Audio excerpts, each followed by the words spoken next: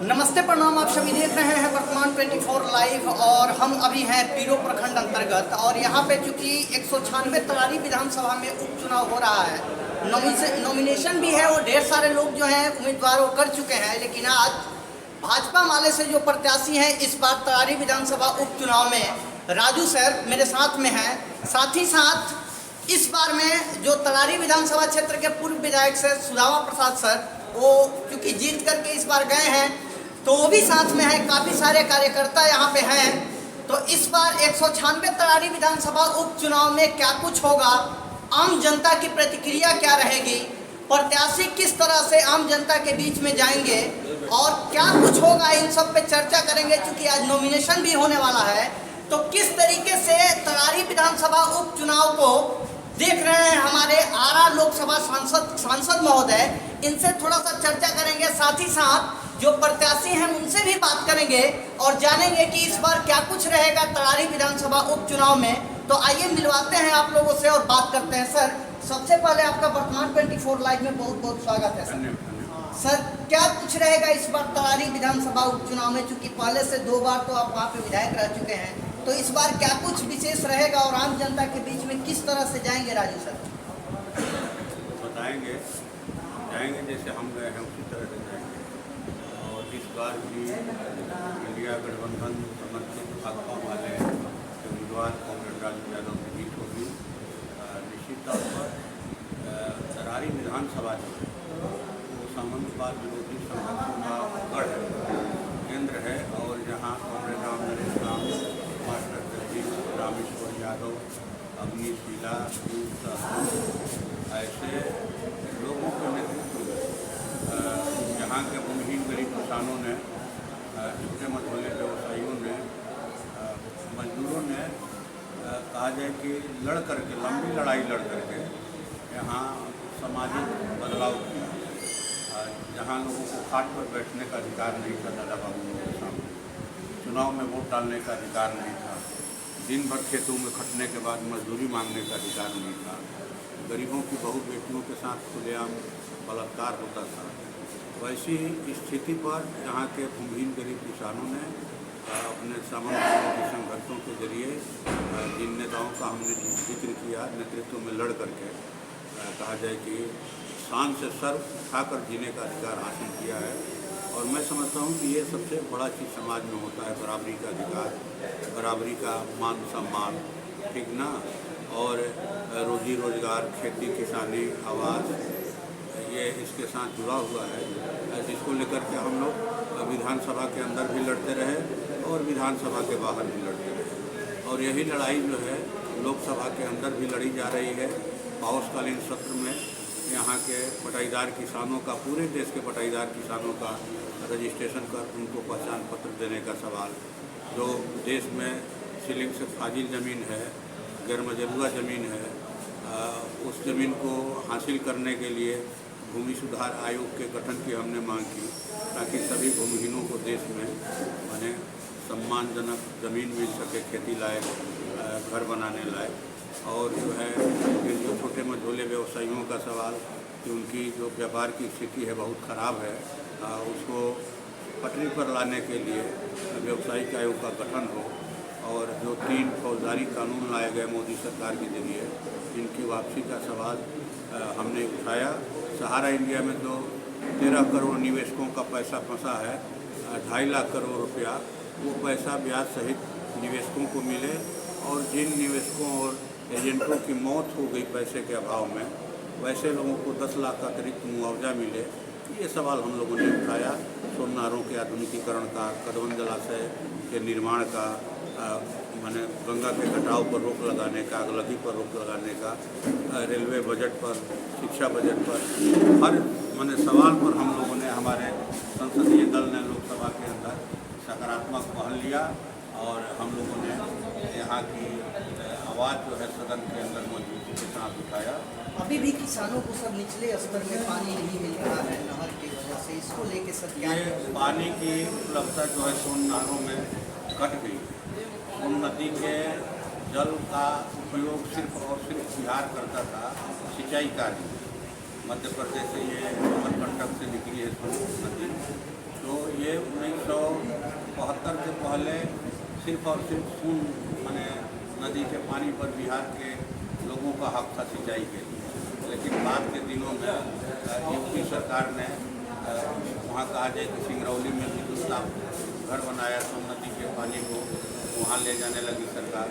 फिर इसके बाद 1972 में वहाँ बाणसागर में मध्य प्रदेश सरकार ने नदी की मुख्य धारा को बांध कर माने जलाशय का निर्माण कर लिया और हमारे हिस्से का जो पानी था बिहार को मिलने वाला जो 1972 में बाणसागर समझौता हुआ था, वो नदी के जल के बंटवारे को लेकर मध्य प्रदेश, उत्तर प्रदेश और बिहार सरकार के बीच में समझौता हुआ केंद्र सरकार के देखरेख में। तो उस समझौते के हिसाब से पानी की उपलब्धता नहीं है तो नहरों में, इसलिए निचले छोर पर पानी नहीं पहुँच रहा है। नहरें भी जो है ला गई। इन नहरों को पक्कीकरण की जरूरत है और कदवन में भटिहानी के पास रोहतास जिले में ये तिलौतू प्रखंड में पड़ता है, वहाँ 1990 से माने एक राज्य की डैम प्रस्तावित है। दो पहाड़ों को जोड़ करके अगर वो डैम बन जाता है, कदवन जलाशय का निर्माण हो जाता है, तो जो बाढ़ का पानी बह जाता है, भूमि बराज की क्षमता नहीं है, तो हमारे ज़िले में ही नहीं बल्कि बिहार के 8 जिलों में मध्य बिहार के पानी की उपलब्धता रहेगी।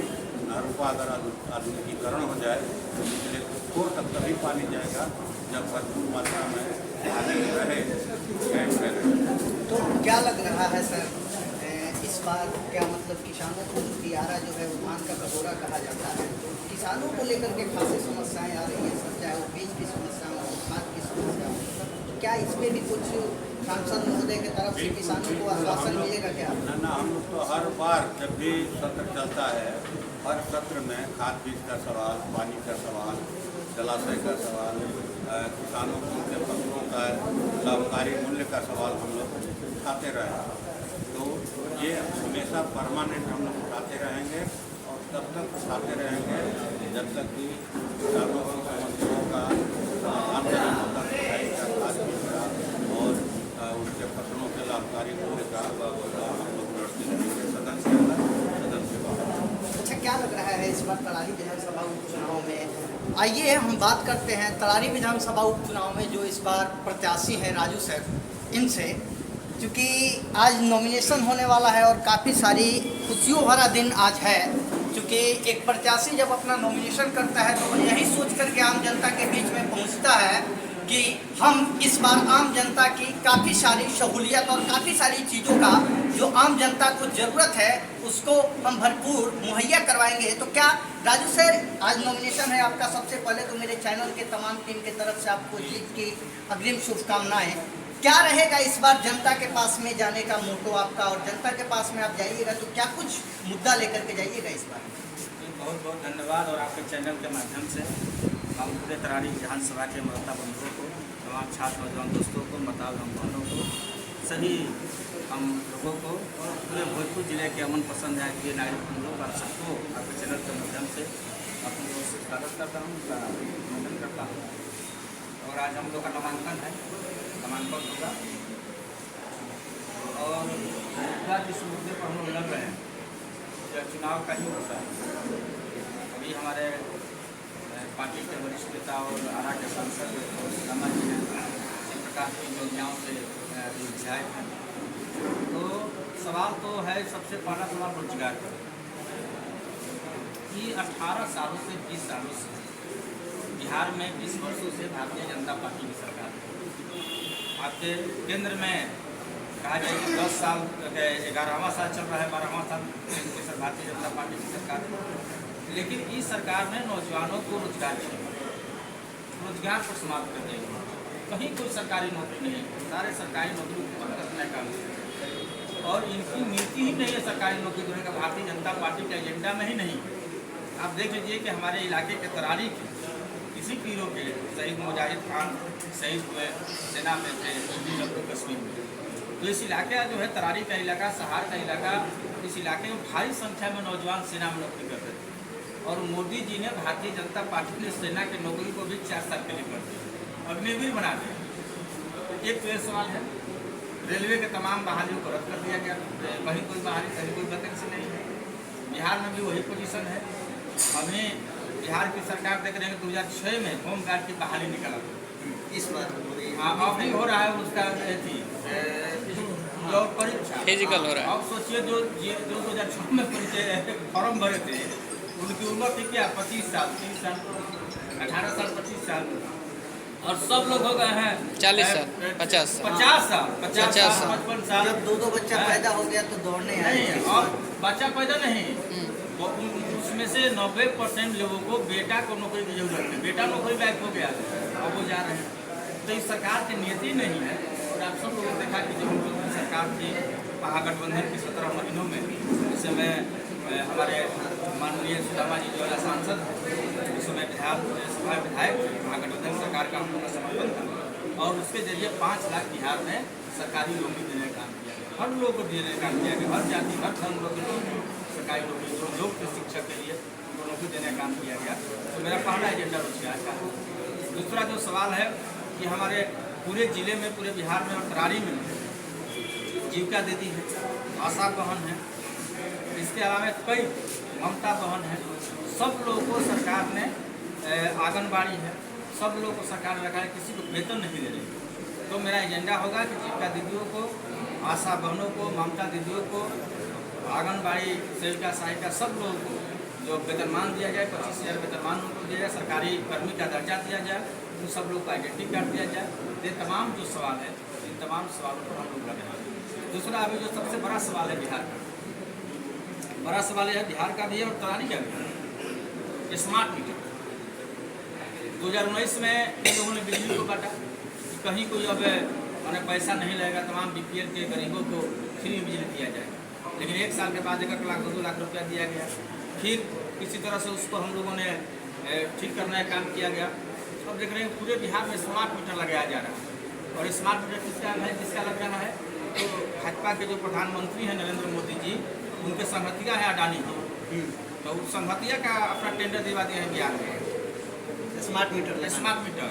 और उसमें देख रहे हैं कि स्मार्ट मीटर के टेंडर के लिए क्या क्या हुआ है बिहार में। जगह जगह धरना प्रदर्शन तो आए, धरना प्रदर्शन नहीं और उसमें अभी एक जेल गए हैं IAS अफसर संजीव हंस, उसी मामले में गए। स्मार्ट मीटर में बिहार में टेंडर देने के लिए फूट मान लिए है। तो BMW गाड़ी कौन गाड़ी को हम लोग सुन रहे थे, उसमें जेल गए हम। तो इस तरह से स्मार्ट मीटर को जबरदस्ती बिहार की जनता की ओर थोपा जा रहा है, तरारी की जनता को थोपा जा रहा है। और स्मार्ट मीटर को हर हाल में हम लोग तरारी में नहीं लगने देंगे और चुनाव जीतने के बाद तमाम गरीबों को 200 यूनिट बिजली फ्री और तमाम किसानों को कृषि कार्य के लिए बिजली को फ्री करने का काम किया जाएगा। क्या लग रहा है उम्मीदवार इस बार जो आपके अगेंस्ट में रहेंगे तरारी विधानसभा उपचुनाव में, किस तरह से देख रहे हैं आप? देखिए देखना कि हम जानते हैं तरारी के बारे में 1995 से लेकर के आज तक यहाँ से लाल झंडा हमेशा जीतता रहा, गरीबों की पार्टी जीतती रही है, रामनरेश राम की पार्टी जीतती रही है।